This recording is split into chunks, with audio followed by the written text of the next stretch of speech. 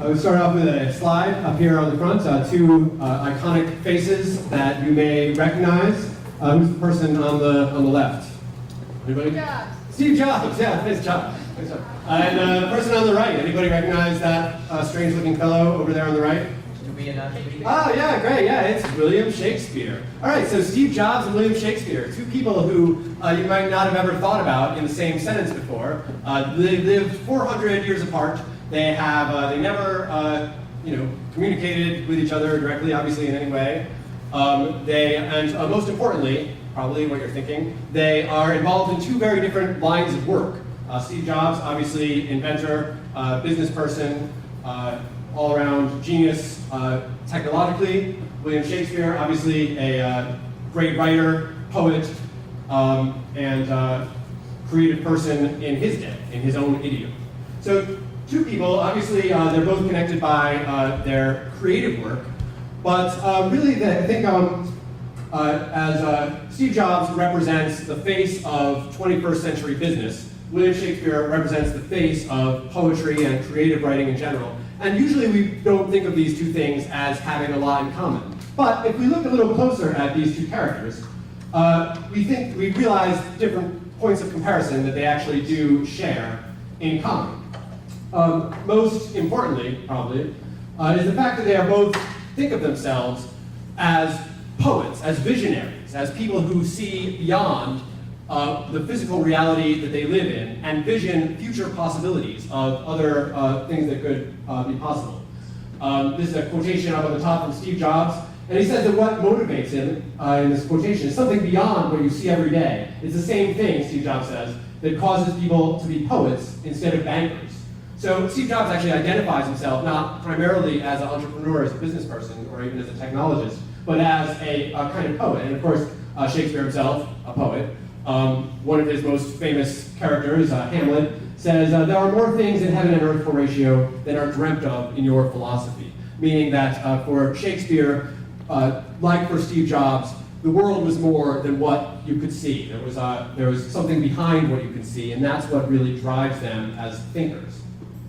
So another comparison that exists between these two figures is, of course, their business acumen. Steve Jobs, obviously, very successful business person, ran Apple for many years, and as you can see here on the chart on the left, did wonders for their stock price. Over the course of his tenure, their stock price increased dramatically. What is not as well known is that Shakespeare himself was also a very savvy business person.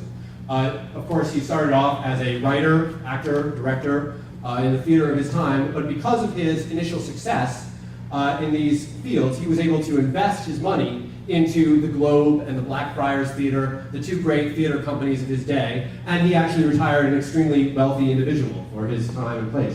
So Steve Jobs and William Shakespeare, both entrepreneurs, both business people, and very successful ones at that. But probably even more important than those two connections between them is the fact that rather than just being responsible for one great invention, or rather than simply being responsible for one great idea over the course of their career, Steve Jobs and William Shakespeare both set themselves apart from other poets and other business people in that they envision not just one great idea, but an entire field of possibilities. That for Steve Jobs and for William Shakespeare, their talent was not just in coming up with one great idea, but imagining the world in such a way that all of these brilliant and creative and innovative ideas came out of the world as they saw it. So Steve Jobs, obviously Apple has all these wonderful products that have come out over the last 30 years that have changed the world and inspired us and made a lot of money for the people at Apple. And likewise, Shakespeare is not known for simply one play or even for one genre of plays, but for a wide variety of plays reaching across every genre, touching every aspect of human reality, as well as his other poems and sonnets and other things that he is responsible for along the way. So in both cases, these are people who didn't just do what they did. They saw the world in a certain way and were able to invent a seemingly infinite number of different possibilities out of this vision of the world. So to me, the important lesson here is that whereas we think of business and the arts as being separated by this kind of Berlin Wall, in fact, we should reconsider our cognitive maps and think about all of these different fields, the sciences, arts and literature, business, politics, religion, and any other endeavor of human activity that you can think of, as all expressions of a similar motivating force, a similar creative activity that is universal to human beings, and that is what is responsible for genius at any level, in any field, in any way. We live in a time of shifting borders. The geography of the world, the maps of the world are changing. The borders that we see around the world are changing. And this is true not only in geopolitics, where you see upheavals across the globe, rewriting borders, but also in the way we think about the world in the 21st century. Borders that had previously existed, for example, between human beings and nature, between our personal lives and our public lives, and between things that are close to home and things that are far away. All of these borders are being rewritten and redeveloped in the 21st century, along with new technologies, new ways of thinking, new ways of being interconnected as a global society. And I think in the spirit of this idea of revising borders and reimagining the way we divide up the world, I would like to suggest that business and the arts should not be considered as two separate domains of activity, but really have an enormous amount to say to one another, if we can just get them talking to one another. For one thing, just to stick specifically with the job of being a writer and the job of being an entrepreneur or a small business person, you can see from these two pictures that actually, in a very literal sense, being a writer is being a small business person. You see here on the right is a picture of a writer selling her book. She's got a bunch of different copies there. As a writer, she's responsible for projecting a certain brand identity, obviously for developing a product, which is her book, and also for selling that product, for being the public face of that product. Of course, a lot of the same things that a small business person or entrepreneur does all the time. And of course, this other graphic represents the fact that anyone in business is also very literally a writer. You write, whether you're writing a business plan or a loan application or or marketing materials for your business, or even if you're just writing emails to clients or to coworkers or whatever, you are a writer, and your success as a small business person, to some extent, is defined by how effective you are at communicating yourself in writing. So again, being a small business person, being a writer, have an enormous amount in common. Of course, you can all think of successful business people who have gone on to become successful writers. Sheryl Sandberg recently wrote a very widely selling book, Lean In, about her experience as the CEO of Facebook. Richard Branson of Virginity wrote a book. The Virgin Group wrote a book called Virginity. Bill Gates has a book of his own. So we all know that, and there's probably many other examples that you can think of.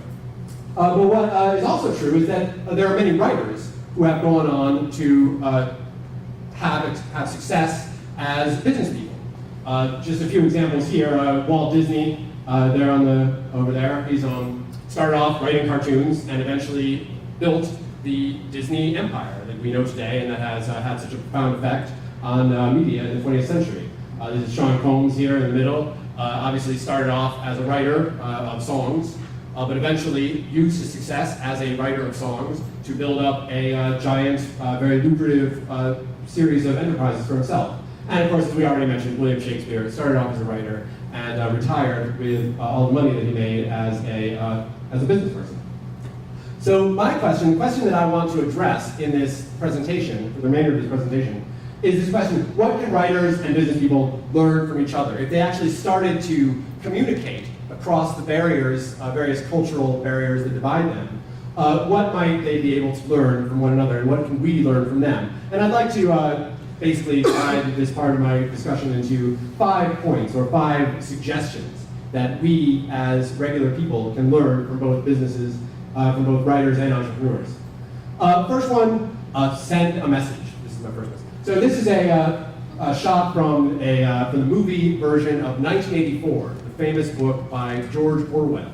1984, written in 1949, shortly after World War II, looked forward to a terrifying future where giant totalitarian government controls people's lives on in a very harsh and repressive way.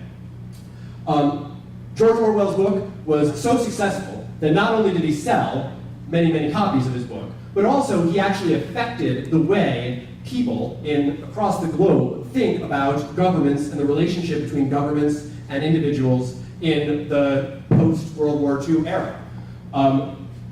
The book obviously was adapted into a film, but more importantly, it's actually infiltrated our language. So the concepts like Big Brother are concepts that we use and think about all the time to think about how we relate to businesses. I'm sorry, to governments and the way government relates to its citizens. You may recognize these stills from the famous 1984 Super Bowl advertisement for Apple computers. In this iconic advertisement from 1984, a giant Big Brother-like projection looms over a crowd of faceless people. This very 80s-looking gymnast runs into the room, swings this big hammer up at the screen, smashes the screen, and announces the presence of Apple computers to the world in a very dramatic, powerful way. Now, in this commercial, there's not actually anything about computers. You could watch this commercial and never even really know what Apple does. Its message, though, that it articulates very powerfully, drawing on the iconography of George Orwell's 1984, is this message that Apple computers is here and it's going to change the world in a very fundamental way. This is probably one of those famous television advertisements of all time, and Apple has been following it up ever since then with a series of innovative ad campaigns that don't specifically refer to Apple's success as a computer company, but refer to a wider message, a more important message about Apple's mission to change the world and to think differently. Of course, there's the Think Different campaign. There's this campaign with the Mac versus PC characters, the iconic iPod ads with those dancing silhouettes. All of these ads, in their own way, articulate this specific message that Apple computers, yeah, we build computers, but the more important thing that we do is we think differently about how the world should work. And so their products are expressions of this message, and that's key to their success. A second strategy that writers and business people can both use and both learn from each other about is the importance of finding a niche and filling that niche in a specific way. So here, this is J.K. Rowling, author of the Harry Potter series. She did this in a brilliant way. She found a niche of people who are interested in reading Harry Potter-like stories, and she identified that niche and she nailed it. And she exploited it and she went after it wholesale with all guns blazing. And as you can see, she's very successful. There's a line of people outside Borders Books and Music waiting to buy the latest copy of the Harry Potter book. She became the richest woman in all of England because she was so successful at what is basically an entrepreneurial strategy of finding a niche and exploiting it. And of course, Steve Jobs of Apple Computer can be credited with the same kind of success. He is lasered in very clearly on what people wanted out of their mobile devices. And the iPhone is a perfect expression of nothing but exactly what people wanted out of their iPhone. And so in the same way that people line up to get Harry Potter here, you can see them lining up outside the Apple Store in New York to buy the latest version of the iPhone. Again, brilliant strategy of identifying a niche and turning it into something very successful. Okay, so third lesson that business people and writers can learn from each other is that creative work is a process, not a product. You probably have never heard of Don Murray, but if you took an English class anytime in the last 40 years, your education has been influenced by Don Murray's philosophy. In 1972, Don Murray wrote a famous article called "Writing is a Process, Not a Product," where he took apart the idea that writing students should simply write an essay, turn it in, and get a grade. For Don Murray, he believed that true writing, real writing, involved not just simply coming up with a product, a finished paper, but actually working through a process of building, of creating a paper, making mistakes, revising, editing, and of course you're probably all familiar with this cycle of the writing process, from drafting to responding to revising to editing to publishing to pre-writing. You've all probably done that a number of times throughout your educational career. It's all because of Don Murray identifying that this idea that writing should not be something that is done, but a process, a verb that you engage in on a regular basis. So you probably don't recognize a lot of these products. These are the less iconic Apple products. These are the failures of the Apple product. Down here, I think this is the Apple III from 1980, huge failure as far as the as sales are concerned. This is the Apple Lisa from slightly later, 1983, an innovative product, but one that fell completely flat in terms of its sales. This thing up at the top here, this strange-looking device, is the Macintosh TV.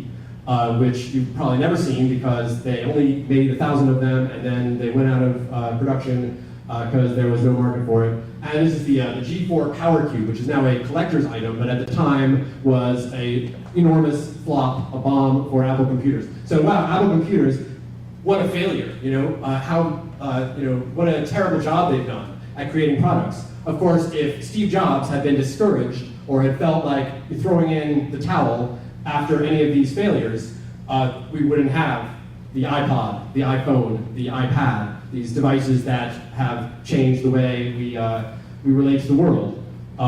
Steve Jobs knew all along that success is not something that happens, it's something that you do on a daily basis, and even failure is part of that process. So I think that's, again, something very important, a very important and empowering message that writers and business people, successful business and writers both know. Take risks, of course, everyone knows that. This is Bob Dylan. Bob Dylan obviously became very successful in the early 60s as a acoustic-based folk singer and attracted an enormous following with his folk-style music. But in 1965, at the Newport Folk Festival, Bob Dylan showed up on stage with, an electric guitar. And according to legend, the folk audience at that concert booed their icon, Bob Dylan, for betraying his roots and going electric and pulling out the electric guitar. But of course, Bob Dylan's career survived this incident, and because of his synthesis of electric guitar-based rock and roll and folk sounds from his early career, he actually changed the way pop music sounds and made an enormous influence on the music of the late 20th century up to the present day. So here's an example of an innovative, successful risk taker. And I use the Bob Dylan example simply because Steve Jobs also used the Bob Dylan example, and he, in this quotation here, he cites Bob Dylan as a personal role model, specifically because he was an artist who kept risking failure.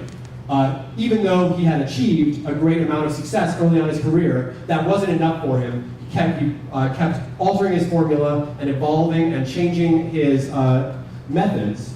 And as a result of this, he grew as a creative person, and he was able to innovate new solutions to common problems that might not have been otherwise innovative.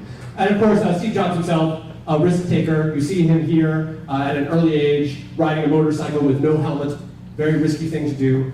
Of course, Steve Jobs also dropped out of college. He dropped acid. He went to India. He did a lot of things that are not the conventional things that a young business person is expected to do. And yet he did them, and because he did them, he became the person he became, and because he became the person he became, he invented the products that he invented and did everything that he did. Of course, Steve Jobs also died. Some people say he died because he refused to accept, at least initially, surgery for his pancreatic cancer. And this pancreatic cancer eventually killed him. He wanted to use alternate therapies, and didn't really work out that well. But that's how it is with risk. Sometimes risk is dangerous, that's why it's risk, but without risk, a lot of the rewards that come with risk they don't come. So finally, most important message, I think that should inspire both successful writers and successful business people: dare to dream. Dare to dream. Here on the left there, that's Harriet Beecher Stowe. In 1852, she wrote the great novel Uncle Tom's Cabin, which 10 years later, Abraham Lincoln would say that she was responsible for starting the Civil War. Because her ideas, her depiction of slavery, made slavery seem so intolerable and had such an effect on popular public opinion that the nation was driven to the crisis of the Civil War and eventually the freeing of the slaves. So here's an example of where a writer with a moral vision, a powerful vision, expresses that vision powerfully and actually manages to change the world. In the middle here on the top, that's Upton Sinclair, 1906. He wrote a book called The Jungle, which was a very dramatic expose of the meat packing industry of the turn of the century period, where, suffice to say, the sanitation standards were non-existent, and because of his expose of this situation, legislation went into effect that has made an enormous impact on the way we eat and the way we think about where our food comes from. Down here at the bottom, that's Rachel Carson. She in 1962, she wrote Silent Spring, which is the book that is credited with starting the environmental movement, which of course has been so important in affecting our the way we think about our relationship with nature. And of course, here on the other side, we have Martin Luther King. He says, if you want to change the world, pick up your pen and write. Martin Luther King, obviously, important leader, important speaker, but also a very talented writer as well. So these are all writers who dared to change the world. Now, Steve Jobs, just to complete this comparison, Steve Jobs was actually criticized by some of his employees in sort of a tongue-in-cheek way as having what Apple employees refer to, borrowing a term from Star Trek, as a reality distortion effect, meaning that Steve Jobs would get in front of a group of people and talk about some far-fetched idea, some impossible idea, some idea that was so crazy that there's no way they could ever actually become reality. And yet, because of Steve Jobs' passion and because of his articulate ability to explain his vision, people would leave the room thinking that the impossible was possible. This is Steve Jobs' reality distortion effect. And the irony, though, is that Steve Jobs actually has, through his visionary creativity, distorted reality. He actually has distorted the reality that we live in by inventing these crazy devices that no one would have imagined would be possible 20, 30 years ago. Who would have thought 30 years ago that you would have something in your pocket that could send email and take pictures and do all these things that that you never imagined they could. But Steve Jobs, because of his ability to think beyond what was directly in front of him, was actually able to really distort reality. In the same way that the writers that I mentioned in the previous slide actually had a physical impact on the way that we live. And without those writers and the work that they did, we would be living in a very different and I think a much more impoverished kind of world. So just to recap, writers, business people, they both do their separate things, but they both work in ways that have a great affinity with one another. Both writers and business people work to send a message. They both identify a niche and try to fill it. They both think of creative activity as a process and not a product. They're both committed to taking risks, and they all dare to dream. In fact, that's what they do. They're dreamers. That's the common thread that links all of these visionary people that I've been talking about. And finally, for the last slide here in the presentation, I just want to bring our attention to one more Steve Jobs quotation where he says pretty much the same thing that I've been saying throughout this, this talk. He quotes Dr. Land from Polaroid, who says, "I want Polaroid to stand at the intersection of art and science." He wants, Dr. Land from Polaroid says that it's possible for art and science to come together to speak to each other and to spur creativity and to create new syntheses and new ways of bringing different ideas together to change the world. He compares himself, not so humbly, to Leonardo da Vinci, to Michelangelo. Leonardo da Vinci and Michelangelo, both known, of course, as visual artists, but also both prolific and talented, you guessed it, writers. This is a page from Da Vinci's famous notebooks. This is some doodles from Michelangelo with some of his poetry. And this is, of course, Steve Jobs with his own notebook. All of these, although they all, they live centuries apart, they all have very different projects and personalities, but what brings them all together is their commitment to these 5 principles. And I think if we, as a society, as students, as citizens and individuals, if we can think of ourselves not as as writers or as business people or as this or as that, but as simply people who do creative work for the purpose of changing the world, we can actually change the world, and we can actually grow ourselves, break down barriers that keep our lives separated and keep things compartmentalized, and really make a huge difference in the way we think about what we do with our lives. So thank you very much.